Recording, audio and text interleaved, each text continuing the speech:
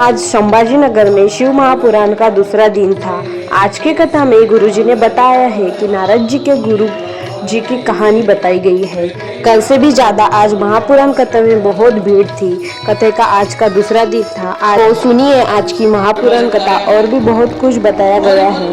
भगवान शंकर वो कहते हैं ना कि देव देते हैं तो पल्ला झाड़ कर देते हैं, और मेरा महादेव जब देता है तो छप्पर फाड़ कर देते हैं।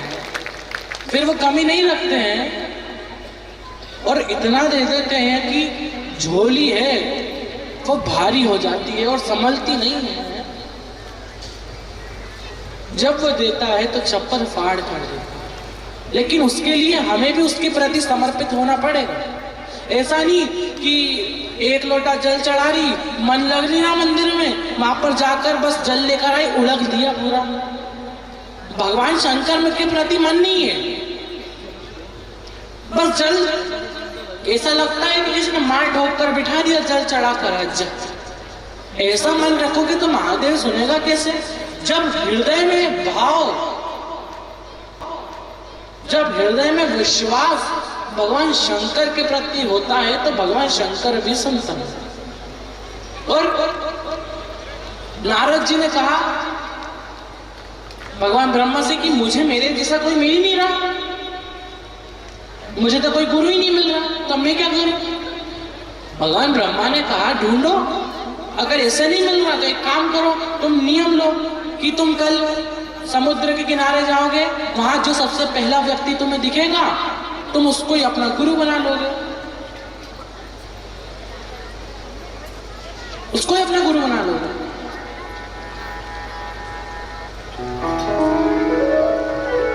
अब आया समय भगवान नारद, भगवान श्री नारद जी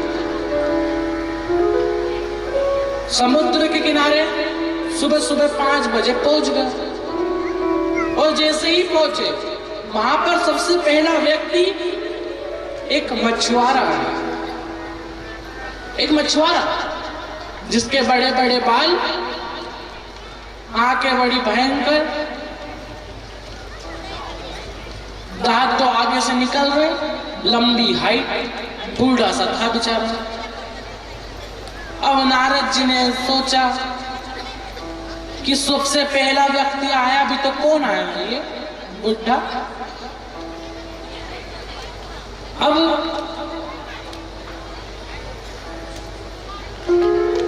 आया सर,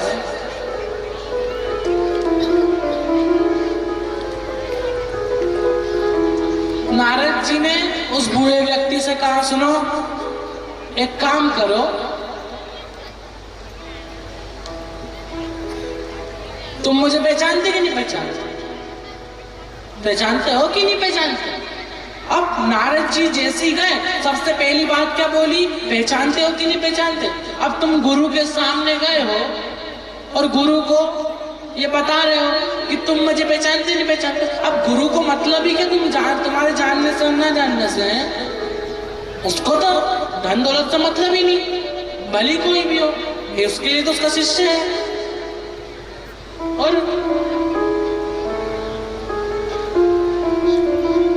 भगवान नारद जी ने कहा कि तुम मुझे जानते कि नहीं जानते? और वो मछुआरे ने कहा हाँ जानता हूं। कौन? तुम देव ऋषि नारद हो ना? मैं कहा हाँ। बोला देव ऋषि नारद जैसे दिख तो रहे हो, लेकिन पक्का नहीं है कि देव ऋषि नारद हो भी कि नहीं। और गुरुदेव ने वो जो मछुआरा था उसने सबसे पहला घमंड तो वहीं तोड़ दी। अब तुम नारद जैसे दिख तो रहे हो, लेकिन पता नहीं नारद हो भी कि नहीं हो। और हमारे बीच पूज्य गुरुदेव पधारे हैं, एक बार जोरदार ताली हो जाए।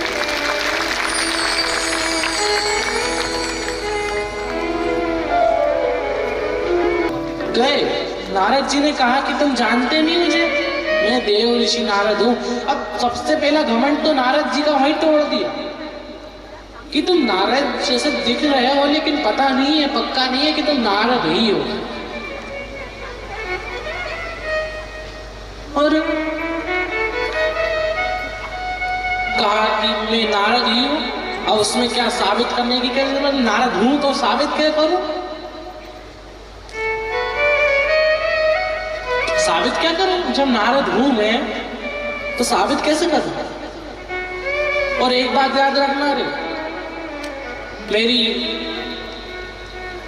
महाराष्ट्र वाली बुआ जी कि साबित करने में मनुष्य को पूरा जीवन लग जाता है, लेकिन साबित मरने के बाद ही होते हो। साबित करने में पूरा जीवन लग गया, लेकिन मरने के बाद ही आपको साबित माना जाता है कि हाँ, साबित करने की कोशिश करी तो थी लेकिन कर नहीं पाया बेचारा। और बाद में जब सच निकलता है तो पता चलता है कि इसने ही सबसे पहले आवाज उठाई थी। ये साबित करना चाह रहा था लेकिन साबित हुआ नहीं था। मरने के बाद ही समझ आएगा, मरने के बाद ही साबित होगा। भली पूरी जिंदगी तुमने अपनी इसी को पूरा समझाने में लग देती कि भगवान शंकर के मंदिर जाकर तो देखो, भगवान शंकर को एक लोटा जल चढ़ाकर तो देखो, कैसे नहीं सुनेगा? कैसे नहीं सुनेगा? जब वो रावण को लंका दे सकता है, भस्मासुर को कंगन दे सकता है, तो क्या तुम्हें खुशियां नहीं दे सकता? देगा, लेकिन भरोसा जब प्रबल होगा तब। साबित क्या करना? मैं नारद हूं तो साबित क्या करूं? कहा सा तुम दिख रहे हो लेकिन क्या पता तुम हो कि नहीं हो। और तू मेरा टाइम पास मत करे, जो भी हो तुम टाइम पास मत करो, जाओ। क्या देव ऋषि नारद क्या मेरे से गुरु मंत्र लेने आएंगे? और मेरे को सबसे पहली बात गुरु मंत्र आता भी नहीं है। गुरु मंत्र मेरे को नहीं आता, तुम लोगे क्या? कहा कि जो मंत्र आता है वो दे दो, जो मंत्र आता है वो दे दो, लेकिन दो तो सही। उसने कहा कि टाइम पास मत कर, आगे बढ़। टाइम पास मत कर, आगे बढ़, मेरे को भी मेरी मछली पकड़ने जाना है। और बहुत नारद जी ने मनाया करा, बहुत मनाया, बहुत निवेदन करा, क्योंकि नारद जी ने तो वचन लिया था कि जो सबसे पहला व्यक्ति मुझे समुद्र के किनारे पर दिखेगा मैं उसे ही अपना गुरु बनाऊंगा, उसे ही गुरु बनाऊंगा। और दिखा भी कौन? एक मछुआरा। लेकिन अब तो नियम ले लिया है तो अब गुरु तो बनाना पड़ेगा। अब नियम लिया है तो गुरु तो बनाना पड़ेगा ना। और बहुत निवेदन करा कि आप मेरे गुरु बन जाइए, मुझे गुरु मंत्र दे दीजिए। उसने कहा मैंने खुद ने तो गुरु मंत्र लिया नहीं, तुझे क्या दूं? कहा जो आता है वो दे दो। आया सर, अब बहुत देर निवेदन करा, बनाया करा। उसके बाद वो जो मछुआरा था उसने कहा ठीक है, मुझे जो आता है मैं वही गुरु मंत्र आपको दे देता हूं। और वो मछुआरे ने नारद जी को, वो मछुआरे ने नारद जी को एक गुरु मंत्र दिया। वो गुरु मंत्र था ओम हरि ओम। ये गुरु मंत्र नारद जी को उस मछुआरे ने दिया, ओम हरि ओम। और नारद जी गुरु मंत्र लेकर चले। अब नारद जी गुरु मंत्र लेकर चले और भगवान ब्रह्मा 33 कोटि देवी देवता जहां पर बैठे थे वहां पर पहुंच गए। सब 33 कोटि देवी देवता पूछने लगे क्यों नारद जी तुमने गुरु मंत्र लिया कि नहीं लिया? तुमने गुरु मंत्र लिया कि नहीं लिया? कहा ले लिया, मैंने गुरु मंत्र लिया है। तुम एक मछुआरा था जिससे मैंने गुरु मंत्र लिया है। भगवान विष्णु और ब्रह्मा दोनों ने कहा कि सुनिए नारद जी, हमें आपके गुरु से मिलना है। ऐसा कौन सा गुरु है जिसने नारद जी को गुरु मंत्र दिया है? ऐसा कौन सा गुरु है जिसने नारद भगवान को गुरु मंत्र दिया, देव ऋषि नारद को? हमें आपके गुरु से मिलना है, आप हमें मिलाइए। अब नारद जी से पहले ही उनके गुरु ने कह दिया था, वो मछुआरे ने, कि अभी तो तुम गुरु मंत्र ले रहे हो, आने वाले समय में मुझे ही ना ले जाओ। अब भगवान नारद ने तब कह दिया कि तुम्हें कौन ले जाएगा, मेरे को तो बस गुरु मंत्र चाहिए, तुम्हें ले जाने थोड़ी ना होगा। लेकिन जो गुरु ने कहा था, भगवान ब्रह्मा भगवान विष्णु ने कहा कि मुझे आपके गुरु से मिलना है, आपके गुरु को लेकर आइए।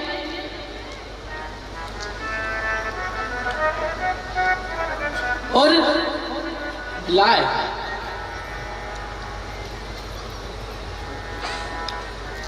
नारद जी अपने गुरु को लेने जैसे ही वहां पर गए, वहां पर गुरुदेव थे ही नहीं। वो मछुआरा वहां पर तब नहीं आया, और वो मछुआरा पता नहीं कहां घूम रहा। 1 दिन हो गया, 2 दिन हो गया, 3 दिन हो गए, 4 दिन हो गए, 5 दिन हो गए। इतना नारद जी ने प्रतीक्षा करी, लेकिन तब भी वो मछुआरे, वो गुरुदेव नहीं आए। तब नारद जी तप में लीन हो गए। 2 साल बाद वो मछुआरा नारद जी के पास आता और कहता, क्यों नारद, तुम यहाँ पर क्या कर रहे हो? और जैसे ही गुरुदेव की आवाज सुनी, नारद जी की आंख से अश्रु बह गए।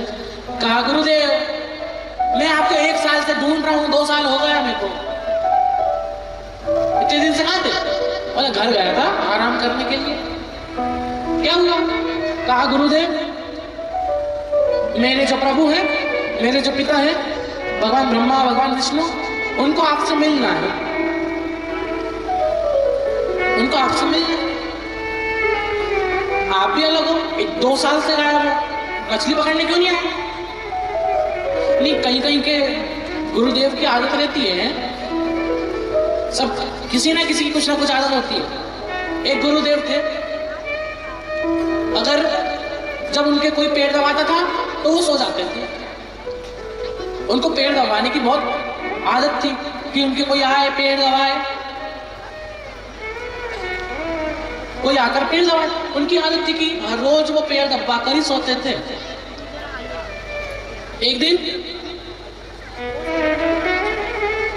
गुरुदेव का एक चेला आया, गुरुदेव के चरणों में आकर बैठा, दंडवत प्रणाम किया, पेड़ दबाने लगा।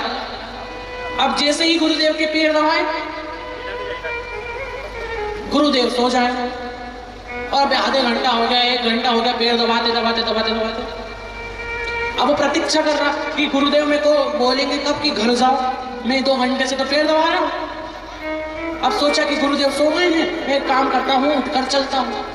अब जैसे ही पेड़ दबाना छोड़ा, गुरुदेव उठ गए। गुरुदेव ने कहा, हाँ तो कितने भाई थे तुम्हारे परिवार में, कितने लोग? कहा, 4 भाई 3 बहन। अच्छा अच्छा।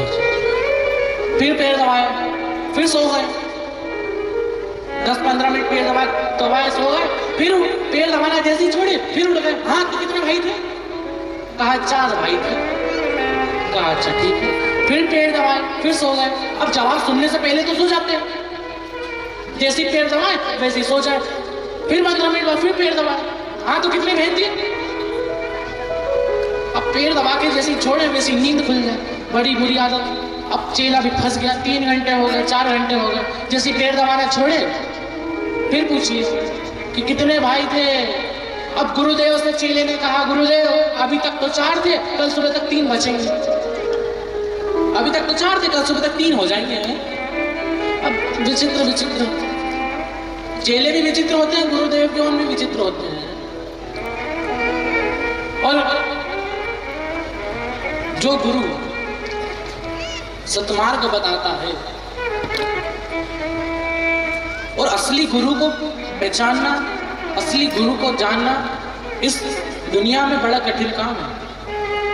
इसलिए कहते हैं पानी पियो छान और गुरु करो जान। गुरु को जानना, गुरु को पहचानना इस दुनिया में बड़ा कठिन काम हो गया, बड़ा कठिन। बहुत सारे गुरुआन घूमते फिरते दिखेंगे, हर किसी से गुरु मंत्र भी नहीं लेना। पहले जान लो कि गुरु है कैसा, पहले जान लो कि ये गुरु में कहीं घमंड तो नहीं है, अहंकार तो नहीं है, क्रोधित तो नहीं हो जाते बार बार। अगर आपने असली गुरु को ढूंढा है, अगर असली गुरु आपके जीवन में है, तो ये तो पक्का है कि महादेव को मिलने में कभी देरी नहीं लगती। अगर गुरु आपका असली गुरु है तो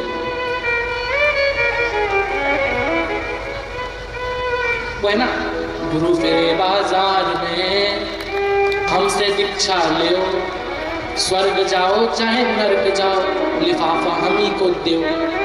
अब बहुत गुरु हैं, हमें उनको कोई मतलब नहीं कि कहीं भी जाओ, लेकिन लिफाफा हमें मिलना चाहिए।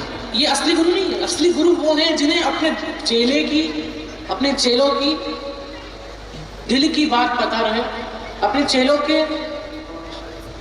हर भाव को वो जाने, उसी को असली गुरु कहते हैं। और गुरु को ढूंढना ऐसा हो गया है जैसे एक रेत में से कंकड़ को ढूंढना, एक रेत में से राई को ढूंढना है। अब एक बार विवेकानंद जी अपने गुरुदेव से कहते हैं, गुरुदेव गुरु को ढूंढना कितना मुश्किल है। एक बार पूछ लिया, दो बार पूछ लिया, तीन बार पूछ लिया, फिर पूछा गुरुदेव गुरु को ढूंढना कितना मुश्किल है, और गुरुदेव कितने असली गुरु हैं इस दुनिया में, आप मेरे को बताएंगे कितने असली गुरु हैं इस पूरी दुनिया में, ढूंढना कितना मुश्किल है, और असली गुरु इस दुनिया में कितने हैं। 3 बार पूछा, 4 बार पूछा, 5 बार पूछा, अब 6वीं बार जब पूछा, उनके गुरुदेव ने रेत में राई को फेंक दिया, एक मुट्ठी राई को रेत में फेंका, और राई को फेंका, कहा कि ये राई जो रेत में मैंने फेंकी है, इस रेत में से सारी राइयों को जितनी मिले उतनी ढूंढ कर ला और मुझे दिखा। अब फेंका, राई को ढूंढने में विवेकानंद जी को 2 दिन लगे, 3 दिन लगे, 4 दिन हो गए, और विवेकानंद जी को सिर्फ 10 से 20 राई के दाने मिले। और अपने गुरुदेव के पास लेकर आए, गुरुदेव से कहा, गुरुदेव ये 10-20 राई के दाने मिले हैं, बस ये 10-20 दाने ही मिले, मेरे को पूरी राई के दाने नहीं मिले। गुरुदेव ने कहा कि गुरु को ढूंढना इतना ही मुश्किल है जितना मुश्किल रेत में से राई को ढूंढना है, और असली गुरु भी जितने तुम्हारे हाथ में है ना, जितने राई के दाने, इतने ही असली गुरु इस पूरी दुनिया में है। असली गुरु को ढूंढना इस जीवन में जरूरी भी है, और इस जीवन को असली गुरु की जरूरत भी है। और भगवान नारद जी ने अपने गुरु से कहा कि गुरुदेव चलिए, आपको ब्रह्मा विष्णु बुला रहे हैं मिलने के लिए। गुरुदेव ने कहा कि मैंने तो ऐसे पहले ही बोला था, अभी तो तुम मुझसे गुरु मंत्र ले रहा है, कभी ना कभी तुम मेरे को भी ले जाएगा, चल। और नारद जी अपने गुरु को लेकर, जैसे ही सभा में पहुंचे, भगवान विष्णु ब्रह्मा के सामने पहुंचे, 33 कोटि देवी देवता के सामने जैसे ही पहुंचे, 33 कोटि देवी देवता खड़े हो गए और गुरुदेव को प्रणाम करा, क्योंकि वो गुरुदेव कोई और नहीं, खुद देव अधिदेव महादेव था। खुद देव अधिदेव महादेव, जो कोटि कोटि दंडवत करा, सबने प्रणाम करा। और गुरु ऐसी चलाओ मेरी कार जाने में। हंसे गलत है, आपको आने वाले समय में किन्नर का रूप धारण करना पड़ेगा। आया समय, सृष्टि का निर्माण हुआ, इसलिए सबसे पहले सृष्टि पर किन्नर आए थे इसलिए आज भी शुभ कार्यों में, शादी में सबसे पहले हम किन्नरों को बुलाते हैं ताकि वो आशीर्वाद देकर जाएं और हमारे सारे कार्य सफल हों। और आया समय जब कुरुक्षेत्र में युद्ध चालू होने वाला था, चंडी को बलि देनी थी। चंडी ने बोला कि मैं प्रसन्न होने के लिए आपके परिवार में से, कौरव के और पांडव के परिवार में से एक बलि भी लूंगी। अब पांडव के पूरे 5 भाई, 5 ही लोग युद्ध लड़ रहे और कौरव 100। अब उनमें से कोई चले आए तो उनको क्या फर्क पड़ेगा, लेकिन 5 में से कोई कम हो जाए तो फर्क तो पड़ेगा। सब बलि देने के लिए तैयार थे, लेकिन 5 ही थे। इसलिए भगवान कृष्ण ने कहा कि याद है अर्जुन, तुम जब द्रौपदी से तुम्हारा विवाह हुआ था, द्रौपदी ने एक वचन लिया था कि मैं 5 हर वर्ष अपने एक पति के साथ रहूंगी, अगर कोई और उस समय मेरे कक्ष में आ जाता है उसे 5 वर्ष का वनवास भोगना पड़ेगा। कहा हाँ याद है, याद है। जब एक दिन पहले तुम्हारा द्रौपदी के साथ रहने वाला समय खत्म हो गया था, द्रौपदी भीम के साथ रह रही थी, तुम्हारा जो धनुष है वो अंदर उस कक्ष में छूट गया और एक माता रोते रोते आई, कहा कि मेरे बच्चे को शेर उठा के ले गया है। तुम धनुष लेने के लिए जैसे ही अंदर पहुंचे, वो बच्चे को तो बचा लिया, लेकिन जब तुम आए तो द्रौपदी ने हाथ जोड़कर कहा कि अब तुम्हें 5 वर्ष के लिए वनवास जाना पड़ेगा। भगवान अर्जुन वनवास गए, वहां नाग की कन्या से भगवान अर्जुन ने विवाह करा। उनका एक पुत्र हुआ जिसका नाम अरावन था। वो अरावन याद आया, भगवान कृष्ण ने कहा कि उस अरावन को लेकर आओ, उसी की बलि चढ़ाइए। अरावन आए, कहा मैं प्राण देने के लिए तैयार हूं, बलि देने के लिए तैयार हूं, लेकिन मेरा अभी तक विवाह नहीं है। और कहते हैं कि जिसका विवाह नहीं होता,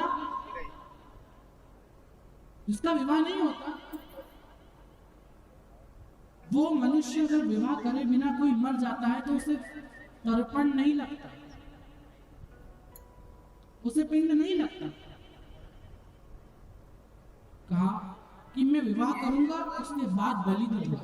अब एक रात के लिए कौन अपनी बेटी को देना चाहेगा? कोई बेटी, कोई लड़की विवाह करने के लिए तैयार नहीं थी।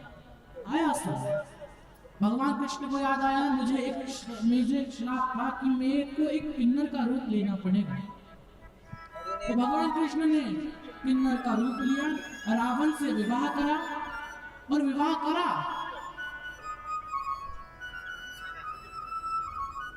और रावण को बलि पर चढ़ा दिया। आज श्री अर्धनारीश्वर की कथा, आज हमने प्रथम ज्योतिर्लिंग का प्राकट्य श्रवण करा है और आज हमने भगवान नारद जी के गुरु के बारे में श्रवण करा है। आज द्वितीय दिवस की शिव महापुराण यहीं हम विराम लेते हैं।